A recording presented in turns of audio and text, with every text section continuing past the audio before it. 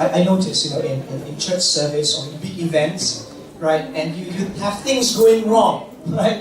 Lampunya nggak nyala lah, listrik ininya nggak keluar lah, right? You have so many things going wrong, and then suddenly you have how great is our God, or how great thou art, and then suddenly a baby is crying, right?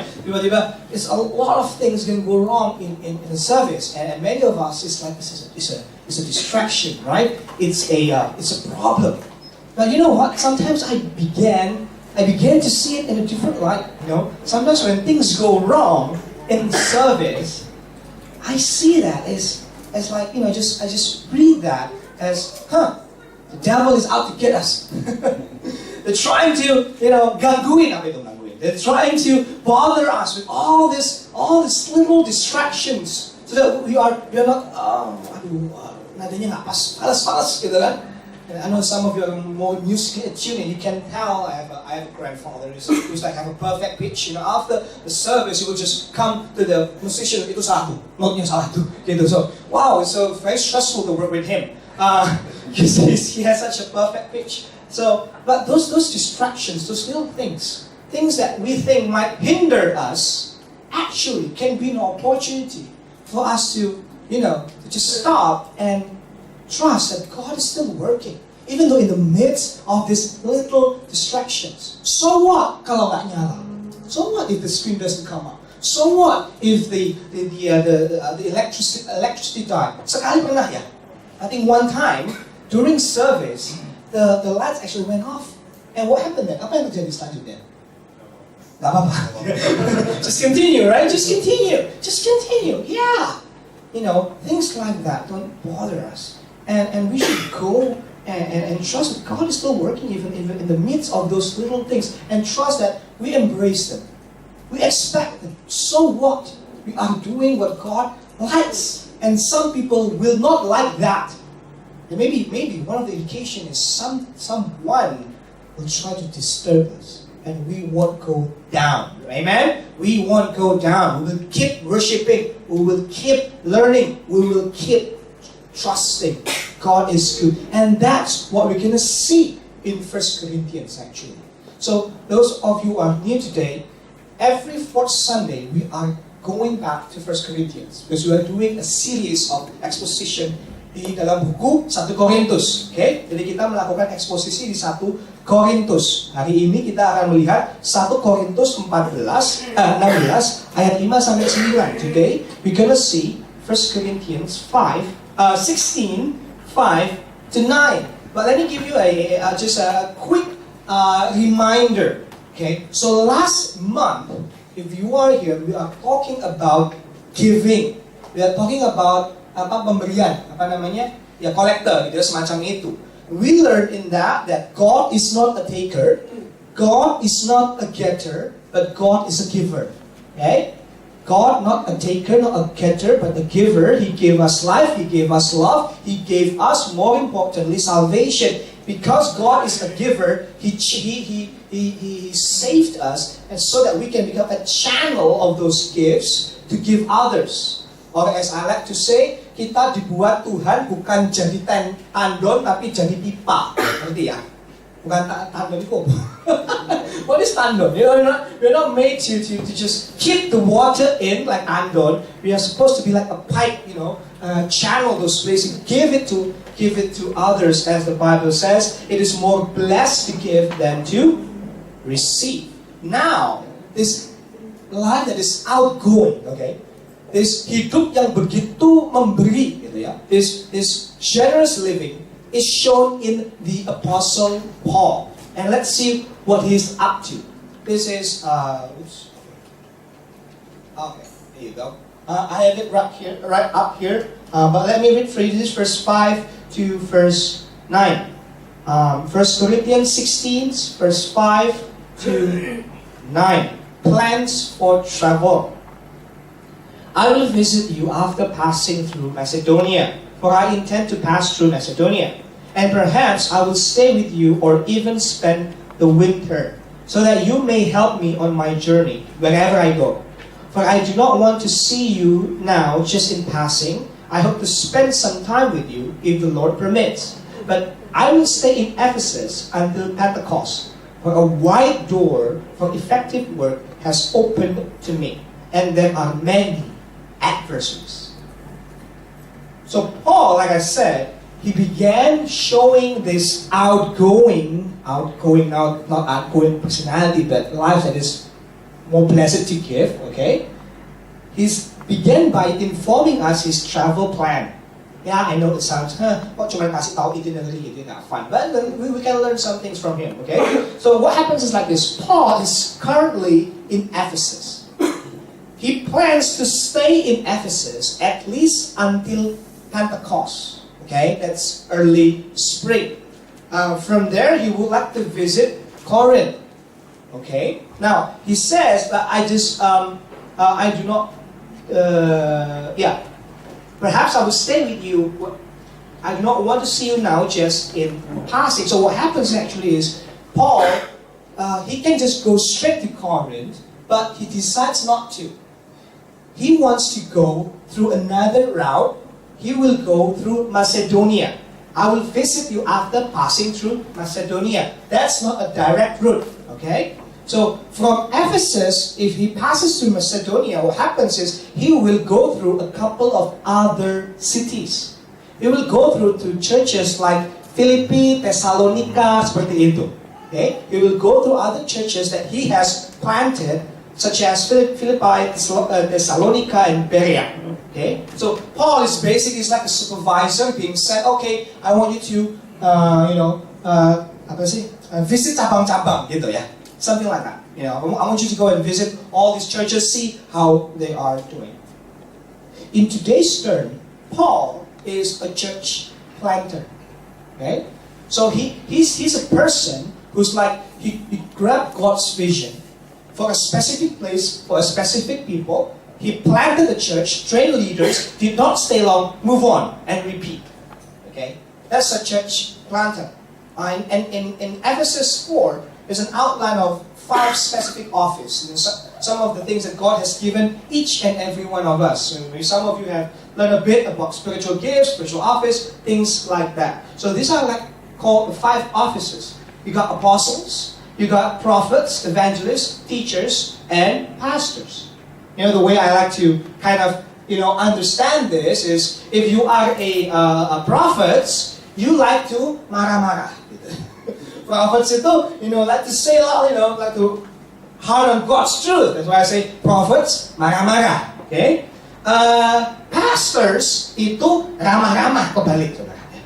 Bukan marah-marah, tapi ramah-ramah. Pastors are the one who is kind and always smiling and mingle with everybody. That's pastors. Some of you are maybe like that. Evangelists are the person who likes to invite people to come to church, share the gospels, or people who likes to ngajak-ngajak, gitu ya. Ngajak-ngajak, marah-marah, ramah-ramah, ngajak-ngajak, gitu. And then the last one, teachers, obviously, yang suka ngajak-ngajak, gitu.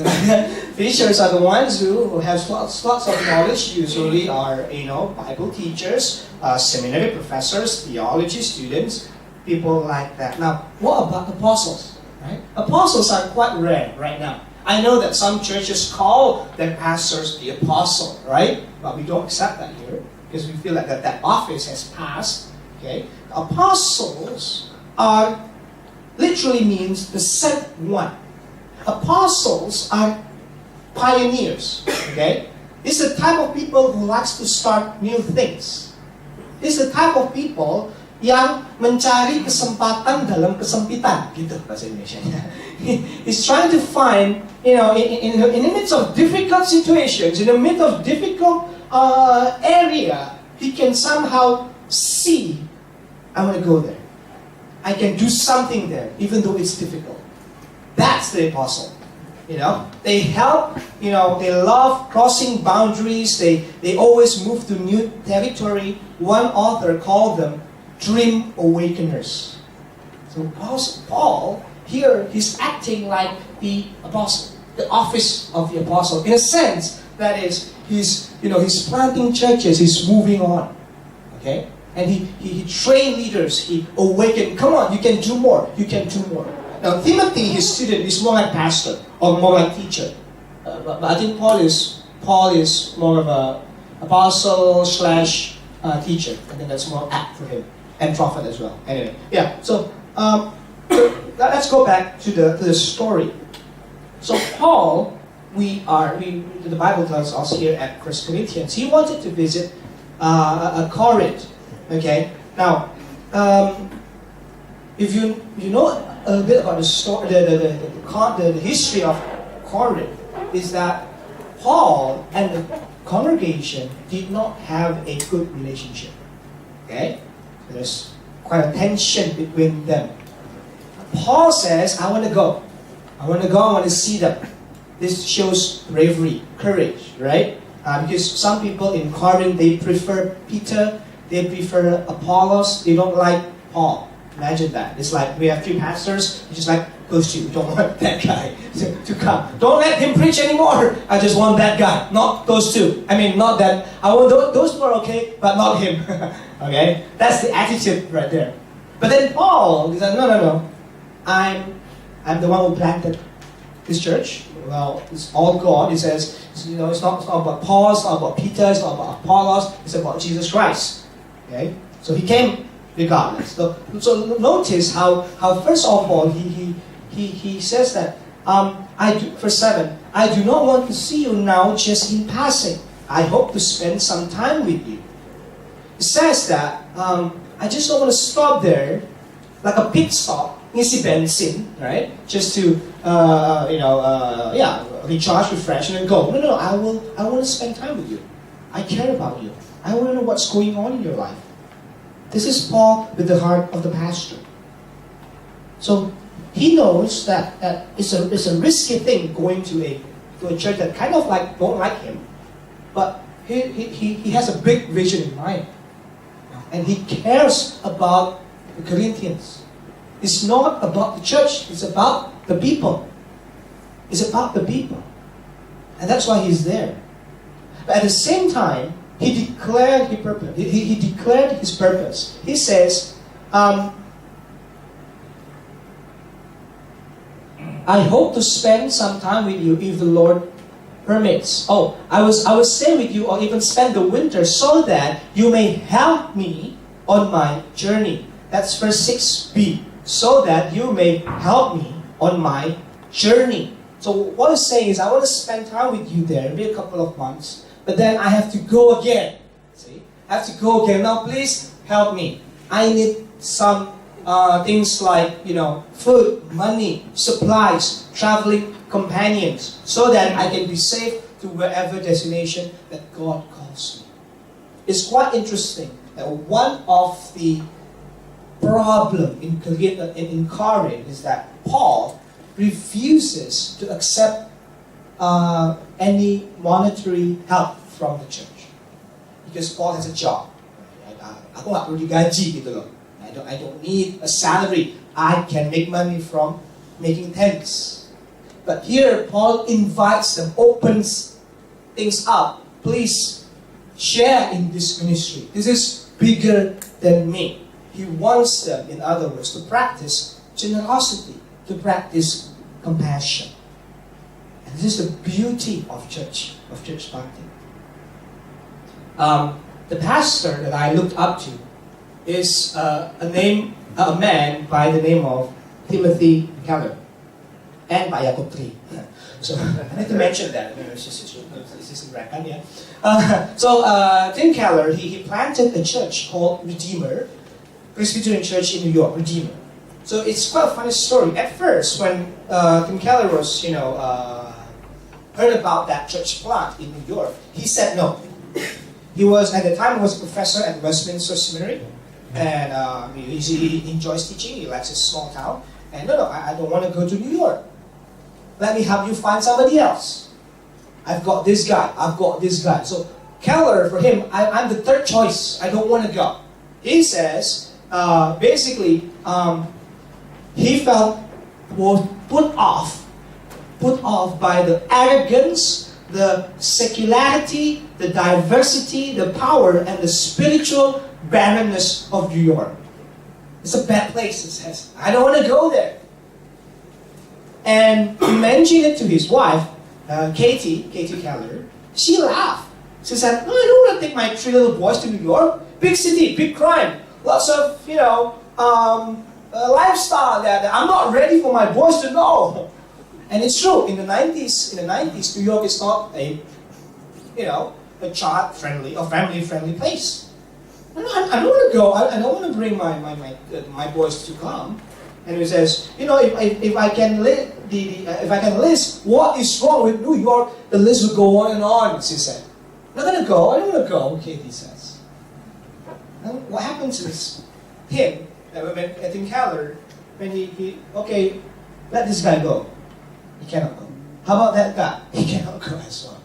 And finally, the choice comes down to him. Okay? The card is on his table. Now, what will he do? Keller says like this: starting a church in New York was something not just beyond my talent, not just beyond my ability, pretty much beyond the talent or the ability of anybody that I knew. Keller said in one video. Therefore, if God is going to do it, He would not be doing it through the talent of the minister, but through a person who loved and depended on Him. I can relate with that. Because when Pak Yakob asked me and a couple of people to start this ministry, by the way, this KU2 ini iREC is still new, about 1 year old, I felt the same way. I don't think I have the talent or the ability. I'm not ready. And I can relate with that. And the funny thing is, Kathy, his wife, kind of said, she was such a great help, refusing to help. So, because Katie said, Katie said, "Don't say I'll do whatever you want, dear. Don't put this on me," she said. "This is your decision. I'll stand with you, but you have to take responsibility." What a good wife, right? Jangan tahu sama aku dong, kamu yang tentuin, nggak apa-apa, aku temenin kamu gitu. Jangan tanya aku, katanya. It's what Katie said. And one day, Keller, he was reading this. I think I have it, Redeemer. He was reading this from a small booklet by Puritan by the name of William Cornell. He read this line. He says, "It requires more prowess and greatness of spirit to obey God faithfully than to command an army of men. More greatness to be a Christian than a captain." Lebih menggunakan banyak kekuatan untuk taat sama Tuhan dibandingkan untuk jadi jenderal. Kira-kira gitu, saudara. And because of that, Keller said, "Okay, I have to go." And 28 years later, Redeemer went from 50 to 5,000 average Sunday attendance. And Keller himself, maybe some of you have heard his name, became a famous pastor who just recently spoke at the British Parliament. Cool, yeah? At their national prayer breakfast or something. Tim Keller. But what I want to highlight is this. This is the thing. All of this, I think, is awesome. Learning, give a lot of lessons about God's calling and courage and all of that. But what I want to highlight is what Tim Keller did last year. February 2017, Keller, at the age of 66, he decided to step down as the senior pastor. It was actually a plan. Since 1997, so 20 years of planning. Okay, since 1997, Tim Keller has prepared three successors who will lead the church after him. So what happens is, those three people will pastor their own church. Redeemer, the big church, will split into three churches. They will be their own church. Each with its own pastor, staff, and elders. And Katie said, it is a vision for not being a mega church. Kita nggak mau gereja gede-gede, dia bilang. What we need are more churches all over and each their own pastors. And I read, at least for me, that's first news. At least for me, that's first time I heard such a big name step down and willing that big church to be split into three. Usually you want, oh, the more the better, right? The higher, the cooler. But no. Keller, for me, I learned, like Paul, he has humility, to go. And it's not my time, and my time has come. I want to focus on something else. And now Keller is focusing on teaching other Christian leaders. It shows that his focus is on God's kingdom, not on Redeemer. Kerajaan Allah lebih besar daripada Redeemer. Kerajaan Allah lebih besar daripada REC. Kerajaan Allah lebih besar daripada GKI Pondok Chandra. Betul ya? The kingdom of God is bigger than all of our churches. So, and Keller has a very clear strategy, like Paul here. Paul says, okay, I'm going to go there, but I'm going to go through all these cities. And when I'm there, I'm going to do this, this, and this. See? Very clear strategy. And Keller, that plan, when we had 3 successors, it was put up 20 years before his retirement. It's not like, okay, nobody can replace me, so let's just, It's not, he did not just wing it. He planned it. He planted it. And now, I don't know what happened to Redeemer now, but I know that they just started another church.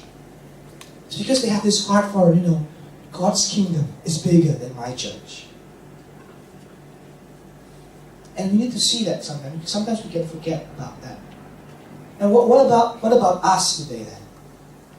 What about us today? How can we play in this big work that God is doing? What must we look at? How can we start? Like Paul and others after him. I want you to notice 3 things as we go through this. There are 3 things that we must pay attention to if we want to have this outgoing, this participating into God's kingdom. Notice in verse 7 says, "For I do not want to see you now just in passing. I hope to spend some time with you." Again, clear strategy. However, if the Lord permits. Okay. So Paul surrenders totally to God's sovereignty. Paul surrenders totally to God's sovereignty. We need to plan things in our church. Amen? We need to have plans. God is not against strategic plans. He's against plans without Him. So we need to have strategic plans, because I know that some churches, we don't need the plans. We need the Holy Spirit, right? So just, I do know sometimes we just, come up front and they don't know what to preach, and the first thing that come at the Bible, and there you go. But we need plans. But we also know that sometimes God constrain us. See, Paul here made a detailed plan, but he remains open to God's intervention. And now God somehow constrains him. You're gonna be in Ephesus for a while, because winter and travel is bad and things like that. There's a famous story, one of my favorite, in fact, of a man by the name of John Calvin. Maybe all of you have heard it. I mean, we are the Reformed Church after all, right? John Calvin. So Calvin, when he was converted, okay, this is a French guy, a reformer, one of the big theological giants. His writings everywhere, very influential for our church and for Christendom in general. So he turned all that energy after he was converted. Calvin wanted to study theology. He wanted to become a theologian. He wanted to study and study. Now at that time, he was in France, right? The Reformation had not come.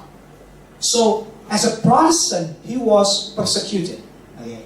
And he wanted to run. He wanted to flee the country. And unlike his predecessor, you can say Martin Luther. Luther had a protector by the name of Frederick the Wise. Calvin had nobody. Okay, so I had to go somewhere. Now he wanted to get to a city called Strasbourg. Okay, over there at Strasbourg, Reformation is it. Everyone become a Protestant. And you have the support. Over there you have a university, you have a church, and one of Calvin's mentor, Martin Bucer, was there. So he wanted to go to Strasbourg to study under Martin Bucer. And teach at the university and maybe pastor the church over there, where everybody seems very safe. Okay? So, but to get there, Calvin had to go through Geneva. Mesti lewat apa Geneva itu? Geneva ya. Genewa, Genewa, Genewa. Api Geneva, Genewa ya. Okay. In Geneva, Calvin intended, okay, I'm going to stay one night because we had to go through here. So let's just stay one night. And because he was, his life was in danger, he had to use false, he had to mask his name, he had to use alias. Yeah? Okay, nama samaran, kind of cool, right? It's like a spy movie. But someone, because he's a famous guy, he's a talented young man. I think he was not even 30 yet. I forgot. Somebody knew that the great Calvin was in town. A guy by the name of Pharaoh. And he's another French guy. And he came to visit Calvin that night. And this is what happened. This is what in the biography that I read. Pharaoh, who burned with an extraordinary zeal to advance the gospel, immediately strained every nerve to detain me. And after having learned that my heart was set on devoting myself to private studies, setelah dia tahu kalau aku tuh maunya belajar, aku mau jadi teolog gitu ya. For which I wish to keep myself free from other pursuits. Okay.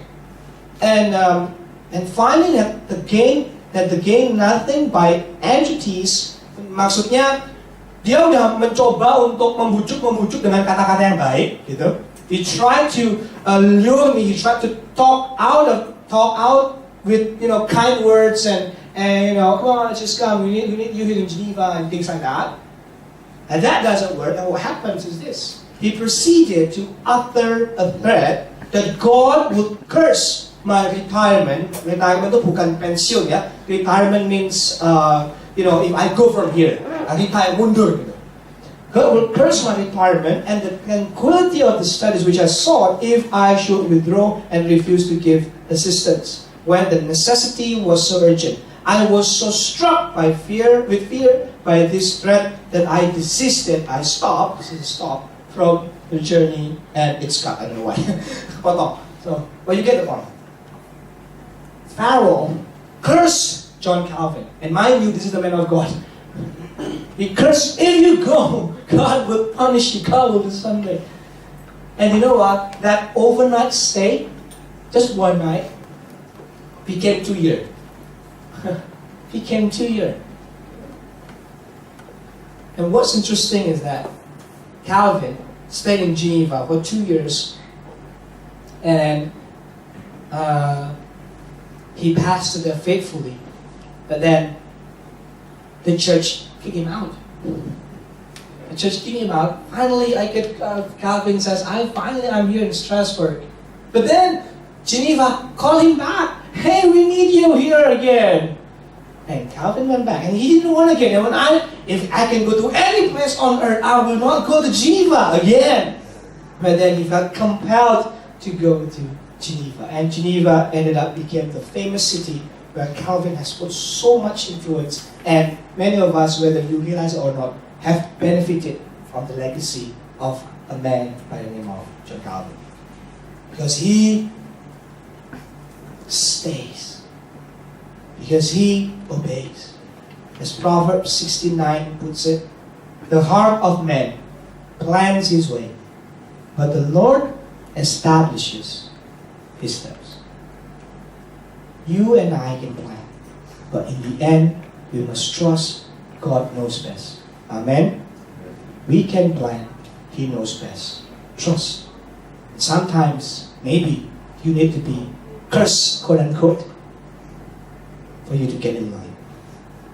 So we need to first of all look at the constraint of the call. There's a specific call. Secondly, we're going to participate, life-giving, life like Paul. There's a openness of the door. Verse 8, verse 9. But I was in Ephesus until Pentecost, for a wide door of effective work has opened to me. Okay? So, Paul tells how his work has been blessed by God. There's been an open door. Not only just a door, but a wide door. Not just a wide door for effective work. Okay? So things are happening. And we see that in Ephesus, in Corinth as well. So what happens is the story goes like this. Okay? So in Corinth, this is in the past. So when Paul wrote this, he's giving the Corinthians, right? You know, in Corinth, what happens is, first of all, Paul met with fellow Jews by the name of Aquila and his wife Priscilla. Yeah, oh no, actually it's Priscilla. Yeah, Aquila and Priscilla. Both of them are tent makers. So Paul worked with them and, stayed with them. Meanwhile, on every Sabbath, Paul would, go to synagogue and preach over there. But then the Jews started to get difficult and began to oppose Paul, revile Paul. Because, but Paul, because he was getting all this opposition from the Jews, he just, went to the Gentiles. Because like what Jesus says, and if anyone will not receive you or listen to your words, shake off the dust from your feet when you leave that house or town. So if people don't accept you here, you just go somewhere else, right? Paul did just that. You nggak mau gua, nggak apa-apa, gitu. Ya, gua ke tempat lain, gitu. And Paul, in Corinth, I think it's quite humorous. He set up another church beside the synagogue. Okay, so beside the synagogue, he set up his church. Ironically, a guy by the name of Crispus, the leader of the synagogue, and his entire family believed the gospel and moved to Paul's church. It's not stealing lamb, it's stealing the gembala ini. Ya, ini nggak curi domba, ini curi gembala ini namanya kan. It's not stealing. I'm sorry, it's not stealing the lamb, it's stealing the shepherd, stealing the church leader, not the congregation. And many more believe Paul. Many more believe the gospel. And God encouraged Paul, like we just read in the beginning, not to be afraid. And in 1.5 years, Paul stayed in Corinth. So what I'm saying is, when Paul says, hey, a wide door is open. When they read this, yes, I remember what happened with Christmas. I remember that. Because in Ephesus, at that time, also wide door is open. In Ephesus, similar thing is happening. In Corinth, Paul began with Aquila and Priscilla. Okay, that's Corinth. In Ephesus, the story is different. In Ephesus, Paul began with 12 men, like 12 disciples. Okay, you can read that in Acts 19.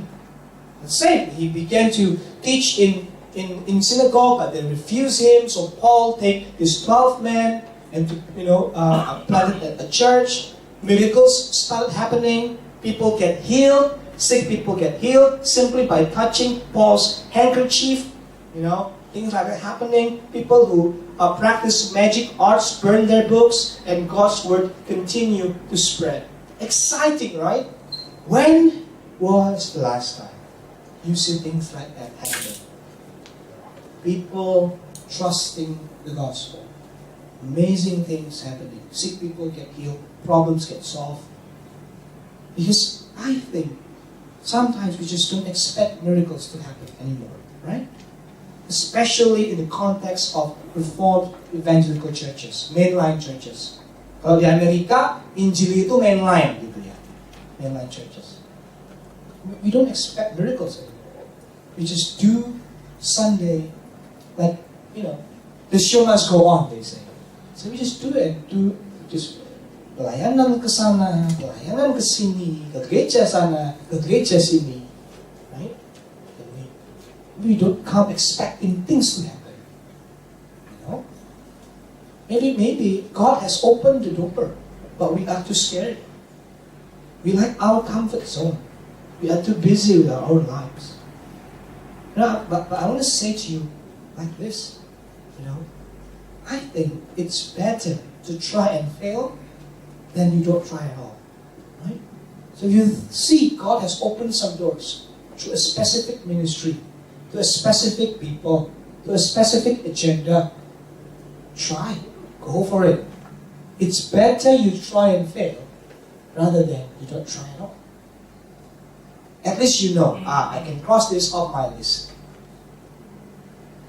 You know, when I have to be honest, when I first came back to Indonesia, actually it's 2 years now. It's 2 years. I thought that I can see God open many doors. But I'm glad that I'm glad that God led me to this place. Because here, in the broad context of my ministry, I see I met with so many wonderful men and women of God. And when I arrived here, I thought I can do this. But when I got to know these pastors, these mentors, these coaches, these other Christians, I said to myself, God, I'm so far from them. Masih banyak PR-nya, Tuhan. So many things. I'm not equipped. I cannot do this. It got so bad sometimes when I said to myself, He can do whatever I can. So, you don't need me, God. Let Him do it. Let her do it. Right? It got so bad. It's like I got this huge inferiority complex. Minder banget gitu ya. Ya kan minder itu apa? Inferiority complex ya. Minder banget. Let him do it. Let her do it. Let that organization do it. I can't do this. I can't do this. But God has opened a specific door for me. I can maybe only do very little. But if I'm faithful in that little, God says what? Be given much. Faithful in little things, and God will trust you with bigger things. And I learned that. So every day, what I said to when I'm praying is just, God, give me the strength to do well today. Because I don't have the strength for that event, for that retreat, for that. I don't have the strength yet. I don't want to think about it yet. But let me have strength for today. You open the door for iREC, for instance. You open the door for, I'm going to be teaching soon in that school, for instance. I still can't do it. I feel I'm not equipped yet. But, I trust that there are some people maybe over there that you want me to bless. I don't know how much. I don't know whether I'm successful, but I'm going to try. If I go down, let me go down trying, not running away. Let me go down at least trying. I'd rather fail miserably than not try at all. Because you never know. Because with God, even your mess can be a message. Your mess can be a message for other people to see that God is working. So I trust that. I know that sometimes when maybe some of you knows here, I've been coming to church often. Whenever I lead, I used to play with the guitar as well. And I notice whenever I lead and play the guitar, I cannot concentrate. And I lose all the energy when I preach. That's why, since now, I don't play the guitar anymore, so I focus on worship leading. See, I have a weakness. I know that I'm not a gifted musician. I'm not gifted in music. But the little that I can do here, I hope I can be a blessing to you. Even my mistakes, even my, weakness, I do believe that God is using them to bless you. Because God is bigger than me. God is bigger than our mistakes. So try, go, look at the door. And finally, when we are actively engaging, when we respond to the call, meskipun kadang kepaksa, kayak Calvin, even though you feel forced, like what Calvin experienced. When you take the first step to the open door and see God is doing, God is expanding you, stretching you. And now, let's be realistic. There will be opposition. The constraint of the call, the openness of the door, and finally, the strength of the opposition. Verse 9b. For a wide door for effective work has opened to me, and there are many adversaries. So a pastor by the name of Barbara Brown Taylor, she said, she shares this story on a retreat she once attended. So the leader asked the group to think about, okay, I want you to share how the actions, what do you remember about what Jesus did in the gospel? How have you experienced the action of Jesus in your life? Ya, jadi kesaksian nih, bagaimana yang kamu lihat dari Alkitab, apa yang Yesus lakukan, kamu alami hari ini, gitu ya. So what Jesus did in the Bible, in the Gospels, meaning Matthew, Mark, Luke, John, and Acts, okay? How that happened to you recently, please share with the group. And then one guy, several people actually stood up and they started to recall various acts of kindness. Mereka mulai ingat-ingat ya kebaikan apa ya yang aku alami seperti Yesus gitu. So they said, yes, I remember someone visit me at the hospital. I feel so good. I feel so blessed. Another guy said, I remember I was having trouble with my car, and then somebody came to help me with the jumper cable. Ya kan, jumper cable namanya itu apa sih? Yeah. Somebody helped me like Jesus that day. You know, when Jesus told the story of the Samaritan, someone helped me. Oh, and I remember this wonderful teacher in my class. She was so insightful and kind. I benefited from her class. Some people tell stories after stories when they felt good, when they felt, blessed.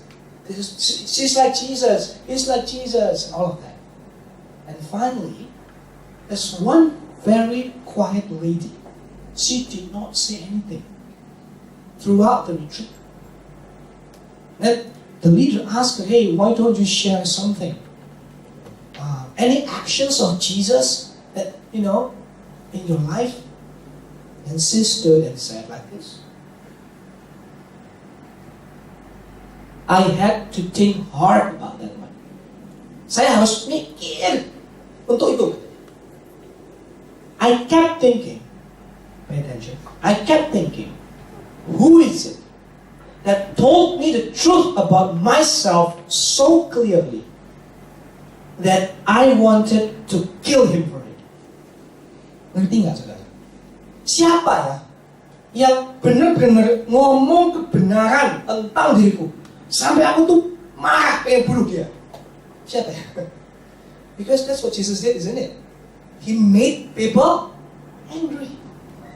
He made people wanted to kill him. Sometimes we like only the soft things, right? Just tell us all the good things. We like comfort, we don't like truth. Because the truth can be ugly, as one movie says. The ugly truth. Anyway, so kindness means telling the truth. And sometimes the truth offends. Jesus offended people. So much so that they killed him. This lady is very honest. There's something about gospel proclamation that will arouse the devil.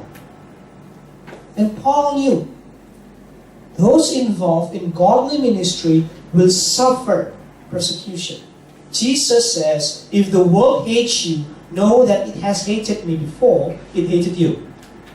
If you will love the world, and the world will love you as its own, but because you are not of the world, I chose you out of the world, therefore the world hates you. Remember the word I said to you, a servant is not greater than his master. If they persecuted me, they will also persecute you. That's what happened to Paul in Ephesus. He was preaching the gospel in the temple of Artemis, as the goddess in Ephesus. There are traders selling silver. Okay, that's the thing that you use to offer. Sacrifice to the goddess Artemis. But because everybody or many believe the gospel, they stopped buying those silver trinkets. What happened? Business went bad. Maybe some of the traders went bankrupt. We don't know. So the guy by the name of Demetrius, he got so upset, he started a riot at Ephesus, demanding, Where is Paul? We all lost money because of him, because of the gospel. Such an impact that the gospel made. See, we need to be ready for things like that, I think. And when we suffer, or when we receive persecution, I think this is the time that we can show to the world that we, even though people will look at us as an enemy, we can be a different kind of enemy. Never repeat that. People will, if you live long in this world, you will know, you will not please everybody, right? And if you can please everybody, well, I think you might need to reflect on yourself, But people will, someone will hate you. And I do hope that they will hate you, quote unquote, for the right reason. But when people hate you, I pray that we as Christians, we can be a different kind of enemy. An enemy who loves our enemy. Got it? An enemy who accepts that person while maybe not agreeing with their lifestyle. A different kind of enemy. An enemy who tells the truth. An enemy who's not afraid.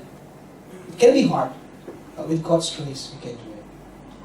See, ministry, I'm going to close with this awesome, I don't have the quote up there, but a couple of weeks ago, we had, our church on every fourth Monday, we have what's called a mission month. Mission prayer meeting. And one day, Jacob shared the life of a missionary by the name of David Livingstone. And there's one word in his life that really grabbed my heart. Maybe for all of us, I think it's helpful. He says like this, David Livingstone, he says, because he's a doctor who went to Africa, he gave up all his life. And then he says, people look at me as if I've sacrificed everything. I sacrificed my life, I sacrificed my family, I sacrificed my money, my time. No, I never sacrifice anything. It's a privilege. It's a privilege. So sometimes when we think about ministry, sometimes when we think about church, sometimes when we think about doing things for God, we think, ini pelayanan, pengorbanan, begitu kan? Sacrifice. I have to get ready, I have to get up lebih pagi. I have to get up earlier, I have to give some money, I have to go for music practice, right? Ada choir kan latihannya. I have to make a lot of sacrifice. I have to go to mission trips, I have to go do this and that, and blah, blah, blah, blah, blah, blah. Well, meanwhile, I still have my job and all of that. I grumble sometimes. I complain, God, this is so, but sacrifice or praise, right?